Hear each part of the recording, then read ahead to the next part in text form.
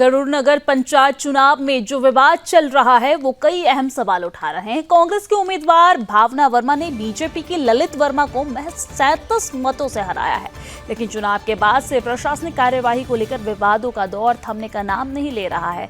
SDM Garuda Jitendra Verma पर आरोप है कि उन्होंने कांग्रेस उम्मीदवार को जिताने के लिए एक तरफा कार्रवाई की है। इसके अलावा भावना वर्मा पर यह भी आरोप लगाया गया है कि उन्होंने अपने नामांकन पत्र में गलत दस्तावेज प्रस्तुत किए हैं, जिसकी जांच अब तक नहीं हो पाई है।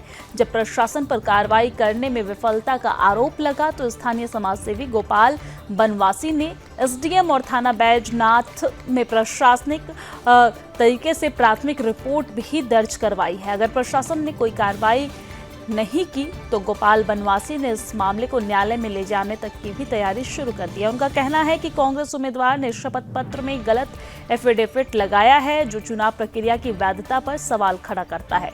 ये मामला गरुड़ नगर पंचायत चुनाव की निष्पक्षता पर गंभीर सवाल खड़ा करता है और अगर गोपाल बनवासी की शिकायत पर कोई ठोस कार्रवाई नहीं होती है तो ये चुनावी प्रक्रिया पर व्यापक असर डाल सकता है।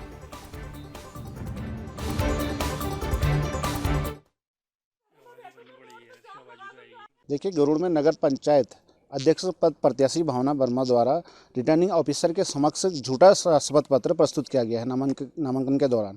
उस संबंध में मैंने रिटर्निंग ऑफिसर को भी जो है शिकायत पत्र दिया था, 13 तारीख को दे दिया था, लेकिन 13 तारीख से आज दिन तक रिटर्निंग अफसर ने कोई भी कार्रवाई उस पर नहीं करी। जबकि सेम हल्द्वानी में भी हुआ था। हल्द्वानी में भी झूठा शपथ पत्र जब दाखिल किया था तो रिटर्निंग ऑफिसर ने सभासदों के खिलाफ डायरेक्ट एफआईआर दर्ज करने के ऑर्डर दे दिए गए थे। इसको हम सीधी प्रशासनिक लापरवाही कहेंगे या फिर इसको कहेंगे जानबूझकर उसको बचाने का प्रयास प्रशासन द्वारा किया जा रहा है या रिटर्निंग अफसर द्वारा किया जा रहा है। इस संबंध में मैंने कल भी जो है शिकायत पत्र पुनः दिया था कि आपके द्वारा जांच न कर घोर लापरवाही की गई है करके। कल भी मैंने शिकायत पत्र दिया था, लेकिन मुझे नहीं लगता कि प्रशासन इस पर कोई गौर कर रहा है। प्रशासन इसमें अपना जो है मतलब हिल-डुल वाला रवैया अपना रहा है और मैं मजबूर होकर आज थाना के समक्ष आया हूँ कि यहाँ पे इनकी विधिवत एफआईआर करें, ताकि इनने झूठा शपथ पत्र दाखिल किया है। शपथ पत्र में इनने जो है कृषि ज़मीन नहीं दिखा रखी है। एक कॉलम में साफ लिखा है कि इनके नाम पे कोई कृषि ज़मीन नहीं है और उसी के एक कॉलम में लिखा है कि किसी से आई भावना वर्मा की 1,20,000 है, जो सरासर झूठा तथ्य है।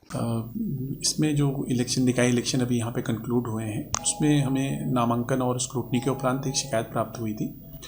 वो शिकायत चूँकि हम लोग आचार संहिता के तहत हम उस पर उस समय कार्रवाई नहीं कर पाई थी। हमने उसमें मार्गदर्शन मांगा था राज्य निर्वाचन आयोग से, परंतु वहाँ से हमें कोई गाइडेंस प्राप्त नहीं हुआ था।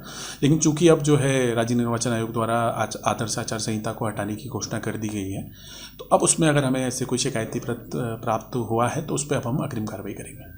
के बाद वो लेटर प्राप्त हुआ है।